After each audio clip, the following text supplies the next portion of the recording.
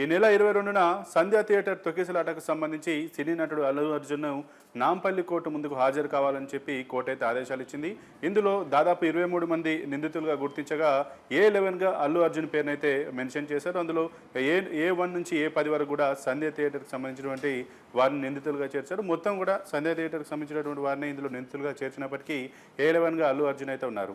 2024 December 4న Allu అర్జున్కి సంబంధించినటువంటి Pushpa 2 cinema release అయ్యి అది భారీ విజయం సాధించింది.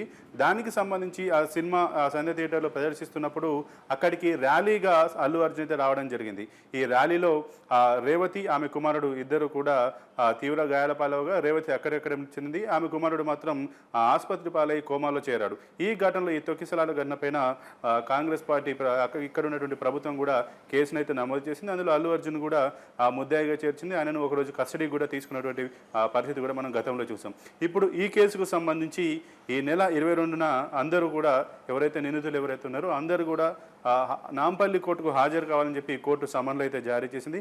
ప్రస్తుతం ఈ విషయం ఇప్పుడు రాష్ట్ర వ్యాప్తంగా చర్చనీయాంశంగా మారింది. ఎందుకంటే 2024 డిసెంబర్ 4న జరిగిన ఈ ఘటనకు సంబంధించి ఇప్పుడు ఆ కోర్టు అయితే సమన్లు అయితే జారీ చేసింది. మరి కోర్టుకు అల్లు అర్జున్ హాజరవుతారా, ఆయన తరపున న్యాయవాది హాజరవుతారా, అసలు దీన్ని ఎట్లా ముందుకెళ్తారు, కోర్టు దీనిపైన ఏ రకంగా స్పందిస్తుంది, ఒకవేళ దీనికి సంబంధించి కోర్టు తీర్పు ఇస్తే అది ఎట్లా రాబోతుంది అనేటువంటి అనేక అంశాలు కూడా ఇప్పుడైతే ప్రజలు ముఖ్యంగా అల్లు అర్జున్ అభిమానులు అయితే చర్చించుకుంటున్నారు. ఏదేమైనా అల్లు అర్జున్కి ఇప్పుడు నాంపల్లి కోర్టు ఈ సమన్లు జారీ చేయడం మాత్రం ఇటు అల్లు అర్జున్ అభిమానుల్లో ఒక రకమైనటువంటి ఆందోళనను, ఒక రకమైనటువంటి అసంతృప్తిని చేర్చినట్టుగానే తెలిసింది. దీనిపైన ఇప్పటివరకు అల్లు అర్జున్ కూడా స్పందించలేదు. మరి అల్లు అర్జున్ ఈ నెల 22కి కోర్టుకు హాజరవుతారా, ఒకవేళ హాజరైతే ఆయనతో పాటు ఎవరెవరు ఉండబోతున్నారు, అక్కడ కోర్టు ఎటువంటి నిర్ణయం తీసుకోబోతుంది, దీంట్లో అల్లు అర్జున్ ముద్దాయిగా తేల్చేటువంటి అవకాశం ఉంది, ఒకవేళ తేలిస్తే ఆయనకు ఎన్ని రోజులు శిక్ష పడేటువంటి అవకాశం ఉందనేటువంటి అనేక రకమైన ఊహాగానాలు కూడా ఇటు అయితే ప్రజలైతే చర్చించుకున్నారు. మరి చూడాలి అల్లు అర్జున్ ఈ కోర్టుకు హాజరైన తర్వాత ఎటువంటి పరిణామక్రమాలు జరుగుతాయి.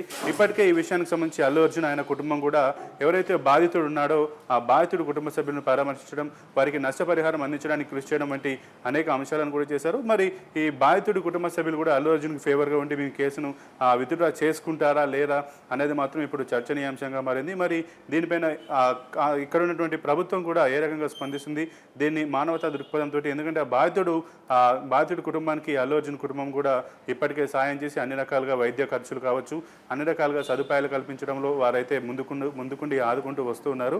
ఈ నేపథ్యంలో మరి ఈ కోర్టులో ఈ కేసుకు సంబంధించి కేవలం సంధ్య థియేటర్ యజమానులపైనే ముందుకు వెళ్తారా, లేదంటే అల్లు అర్జున్ పైన కూడా ముందుకు వెళ్తారా, మరి ఎట్లా జరగబోతుంది, ఏ రకంగా ఉండబోతుంది అనే దానిపైన కూడా ఇప్పుడు ప్రస్తుతం రాష్ట్ర వ్యాప్తంగా ఆసక్తిగా మారింది.